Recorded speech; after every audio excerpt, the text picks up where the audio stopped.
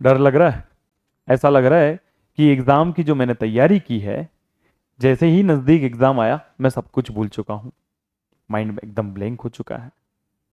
ये कोई नई बात नहीं है। अगर आपके साथ में ये हो रहा है तो हो सकता है कि आपको एग्जाम फोबिया हो।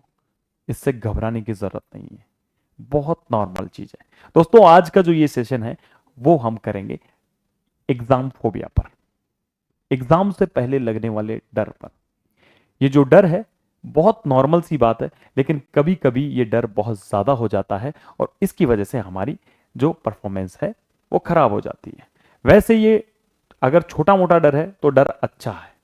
अगर हम पढ़ते हैं, पढ़ाई करते हैं और अच्छे से पढ़ाई करते हैं तो डर लगना स्वाभाविक सी बात है। लेकिन ये एक्सट्रीम लेवल पर अगर कभी बढ़ गया तो फिर ये आपके लिए नुकसानदायक है और इसे मैनेज करना हमें आना चाहिए। तो आज का ये सेशन इसी पर रहेगा। सबसे पहले जो है हम इस बात के बारे में जान लेते हैं कि जो ये डर है इसका कारण क्या है। इसका अगर बेसिक सा कारण देखा जाए, मेन जो इसका कोज देखा जाए, तो वो है हमारी खुद से ज्यादा अपेक्षाएं रखना। अपने आप से हम बहुत ज्यादा अपेक्षाएं रखते हैं, उम्मीद रखते हैं। उम्मीद अच्छी चीज है, लेकिन हमसे खुद से बहुत ज्यादा अपेक्षाएं रखना वो कहीं ना कहीं डर का एक कारण बन जाती है। दोस्तों, जब भी हम प्रिपरेशन करते हैं किसी कम्पिटिटिव एग्जाम की, तो जाने अनजाने में हम क्या करते हैं, खुद से बहुत सारी उम्मीदें लगा लेते हैं, बहुत सारे सपने लगा लेते हैं जिस चीज की हम तैयारी करते हैं। और उसका नतीजा ये होता है कि हमें एग्जाम का प्रेशर इतना हो जाता है कि इस एग्जाम को तो मुझे क्लियर करना ही है, और उस एग्जाम को क्लियर करने के लिए ही आप पर एक अननेसेसरी दबाव बन जाता है। वो हो सकता है कि आपको रिलेटिव्स के थ्रू मिल जाए, वो दबाव हो सकता है आपको फैमिली मेंबर्स के थ्रू मिल जाए, हो सकता है दोस्तों में कभी हवाबाजी कर दियो कि नहीं अब तो ये एग्जाम मैं क्लियर करके ही रहूंगा। इस तरीके से छोटे मोटे बहुत सारे इसके कारण होते हैं। इस डर के कारण हमें पता लग गए। अब होता क्या है, ये किन स्टूडेंट्स को लगता है? ये उन स्टूडेंट्स को भी लगता है जो बहुत ज्यादा मेहनत करते हैं, जिन्होंने इस एग्जाम के लिए बहुत ज्यादा तैयारी की है। और ये उन स्टूडेंट्स को भी लगता है जो थोड़ी सी कम है उनकी तैयारी, हालांकि उन्होंने भी बड़ी अच्छी मेहनत से उन्होंने तैयारी की है। लेकिन डर लगता सभी को है।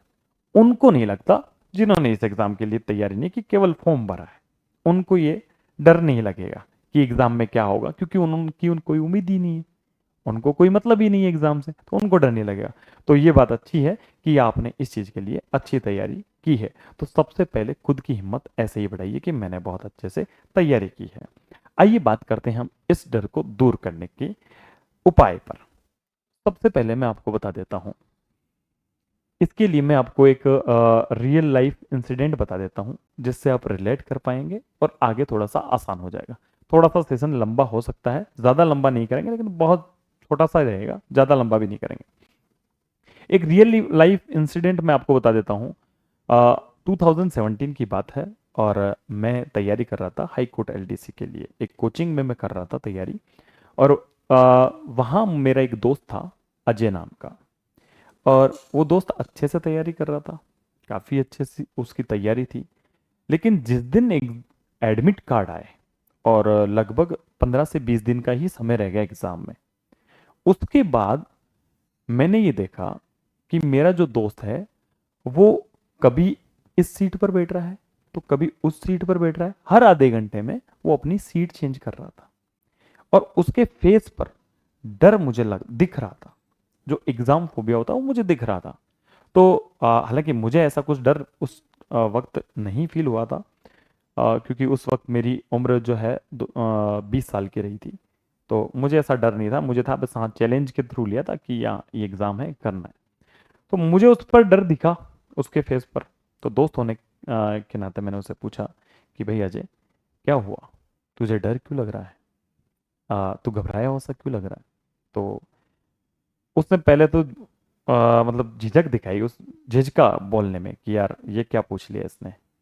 फिर उसने मेरा थोड़ा सा इम्फेसाइज करने पर उसने बताया कि यार ऐसा है कि मुझे ऐसा लग रहा है कि मैं सब कुछ भूल चुका हूँ। तो मैंने कहा यार ऐसा थोड़ी हो सकता है अजय, मैं तो ये मानता हूँ कि तेरी तैयारी तो बहुत शानदार है और तू ऐसी बात कर रहा है। कि नहीं यार भाई, मैं सब कुछ भूल चुका हूँ, मुझे तो कुछ भी याद नहीं है। और ऐसा लग रहा है कि सब कुछ बाकी पड़ा है, सारा सिलेबस मेरे तो कुछ भी कवर नहीं हुआ, ये भी पढ़ा है ये भी पढ़ा है।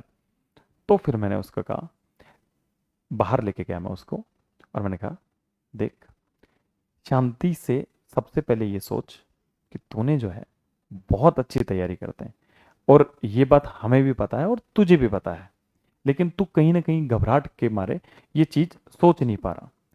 तो अभी तू एक काम कर, तू ये किताबें रख और तू अपने घर जा, और घर जाके आराम से अकेले में, चाहे छत पे चला जा, चाहे किसी गार्डन में चला जा, चाहे पार्क में चला जा, चाहे अपने घर पे की छत पे चला जा, शांति से खुद से बात कर। और सबसे पहले तो तू खुद को हिम्मत दे और खुद को एक धन्यवाद दे, शाबाशी दे कि तूने 1 साल तक अच्छे से और कंटिन्यूअस और ईमानदारी से तूने तैयारी की है। इस चीज़ के लिए खुद को धन्यवाद दे। और उसके बाद में तू ये देख खुद से बात करके कि तुझे डर क्यों लग रहा है, जबकि तूने बहुत अच्छी तैयारी की। तो तू इस डर को काबू पा लेगा खुद से बात करके। खुद को समझा ले अच्छे से कि किसी तरीके का डर नहीं है, तेरा सिलेक्शन श्योर है। ये मान के चल कि तेरा सिलेक्शन श्योर है। अगर हम इस दिमाग को जो बात कहेंगे ये मानेगा, चाहे झूठ हो चाहे सच हो।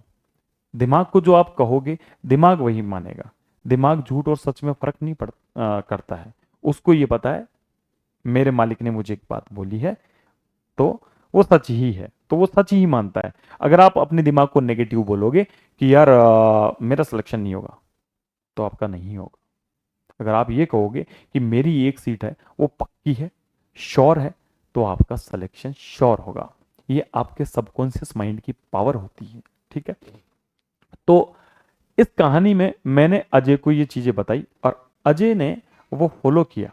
और दोस्तों दूसरे तीसरे दिन मैंने जब उसको देखा तो उसके जो फेस से है डर एकदम गायब था, वो रिलैक्स था, आराम से अपनी प्रिपरेशन कर रहा था, आराम से जो जो टॉपिक उसको रिवाइज करने थे वो रिवाइज कर रहा था। और कमाल की बात यह है कि वो 2017 हाईकोर्ट एलडीसी का टॉपर था। 1 नंबर उसकी रैंक आई थी, राजस्थान में उसकी फर्स्ट रैंक थी और मेरी 56 थी। वो अलग रीजन थे क्योंकि मेरी टाइपिंग थोड़ी कमजोर थी उससे, बाकी रिटर्न में हम दोनों के सेम मार्क्स थे। लेकिन आप देखो जो टॉपर था वो भी घबराया। तो आपको यहां पर घबराने की जरूरत नहीं है। आपको क्या करना है, आपको एक सीट लेनी है, एक ही सिलेक्शन लेना है। तो आप दिमाग में पहली बात ये बिठा लीजिए कि आपका सिलेक्शन श्योर है, आपने बहुत अच्छी मेहनत की है और हड़बड़ी बिल्कुल नहीं दिखानी है। सबसे पहले क्या करिए, एक कॉपी पेन ले लीजिए, या फिर अगर आप सहज हैं अपने साथ बात करने में तो कहीं अकेले में चले जाइए। भले कमरे में अकेले चले जाइए, भले आप छत पर चले जाइए, भले आप किसी पार्क में आराम से शांति से बैठ के खुद के साथ में बात करिए कि यार मुझे ये डर क्यों लग रहा है, जबकि मैंने बहुत अच्छी तैयारी की है, मेरी तैयारी अच्छी है। ये सब अपने आप को हिम्मत देनी है और वहां अपने आप से बात करके इस डर को मैनेज करना है। आधा काम यही हो गया, ये डर मैनेज हो गया। अब क्या करिए, अब वहीं जब आप बैठे हो खुद से बात कर रहे हो तब ये सोचिए कि यार मेरे इतने मार्क्स आ रहे हैं, इतने नंबर आ रहे हैं, मुझे किस किस सब्जेक्ट में इंप्रूवमेंट करने की जरूरत है। बहुत ज्यादा कुछ नहीं देखना, सिलेबस के अकॉर्डिंग देखना। हाँ यार मेरा ये सब कुछ हो रखा है, बस मान लो मेरे जीके में ये पोर्शन कमजोर है तो मैं इस पोर्शन को जो है थोड़ा स्पीडली इसका रिवीजन कर लेता हूँ और इसका क्वेश्चन लगा लेता हूँ, इससे ये मेरा टॉपिक कवर हो जाएगा। बस यही करना है। आप इन 15 दिन में अगर बहुत ज्यादा नहीं भी पढ़ेंगे तो कोई खास फर्क पड़ने वाला नहीं है। आप 6-7 घंटे रिलैक्स होकर पढ़ लीजिए और 7 घंटे की नींद लीजिए। ठीक है, सिलेबस उठा लिया आपने, ये देख लिया कि मुझे क्या क्या पढ़ना है, क्या क्या रिवीजन करना है। अब आप क्या करेंगे, अब आप ये करेंगे कि आपको नींद का प्रॉपर ध्यान रखना है। नींद आपको 7-8 घंटे की लेनी है एग्जाम टाइम में स्पेशली। ऐसा नहीं है कि रात दिन एक कर देंगे, ये थ्योरी ही गलत है कि रात दिन एक कर देंगे। रात दिन एक करने से सिलेक्शन नहीं होता है। आपको क्या करना है, मैनेज करना है चीजों को। नींद बहुत अच्छी सी लेनी है, उससे आपका दिमाग बहुत फ्रेश रहेगा। सुबह उठोगे, 15 मिनट का आपको ध्यान करना है। इस ध्यान में आप कुछ मंत्र भी ले सकते हैं, जैसे सदगुरु बताते हैं योग योग योगेश्वर वाला है मंत्र, वो भी ले सकते हैं। उससे भी आपका क्या होगा, दिमाग एकदम शांत हो जाएगा। दूसरी आप चीज कर सकते हैं कि आपने छोटा मोटा प्राणायाम कर लिया है ना, योगा कर लिया 15 से 20 मिनट, इससे ज्यादा नहीं करना कि बहुत ज्यादा योगा ही करने बैठ गए है ना। या फिर आप अगर कोई फिजिकल एक्टिविटी करते हैं, आप जिम वगैरह करते हैं, तो ठीक है, अगर नहीं करते हैं तो घर में ही पुशअप वगैरह लगा लीजिए या आप दंड बैठक लगा लीजिए। इससे भी क्या होगा, आपका स्ट्रेस कम होगा। ये चीजें आप कर सकते हैं, ये एक्सटर्नल चीजें। सबसे पहले हमने इंटरनल चीज की, उसके बाद में हम एक्सटर्नल चीजों पे बात कर रहे हैं। अब आप क्या कर सकते हैं, अब आप ये कर सकते हैं, जब आप रात को सोएं तो कई बार क्या होता है, कुछ स्टूडेंट्स के साथ ये भी चीज होती है, उनको नींद नहीं आती है। तो आप क्या करें, अपने गैजेट्स को तो दूर रखें, और जो है या तो कोई मोटिवेशनल बुक आपके पास में हो, जैसे स्वामी विवेकानंद की जो कोट्स की बुक्स होती है वो अमूमन मिल जाती है सभी के पास में। अगर नहीं मिलती है तो आपको फिर मोबाइल का यूज़ करना पड़ेगा। आपके पास में कोई पीडीएफ आपको नेट के थ्रू मिल जाएगी, स्वामी विवेकानंदा की मिल जाएगी, या फिर जिसे भी आप पसंद करते हैं, फॉलो करते हैं, उसके कोर्स या बुक्स आपको मिल जाएगी। उस बुक को पढ़ो, वो सिलेबस से आपके इतर है, परे है। उसको पढ़ोगे तो क्या होगा, आपका जो माइंड है एक रिलैक्सिंग मोड में जाएगा। मैं खुद ये टेक्निक अपनाता था, मेरे को खुद को एग्जाम फोबिया होता था, और ये टेक्निक अपना के मैं बहुत रिलैक्स महसूस करता था और अच्छे से नींद आ जाती थी, और फिर मेरी एग्जाम में परफॉर्मेंस है वो एकदम हाई जाती थी।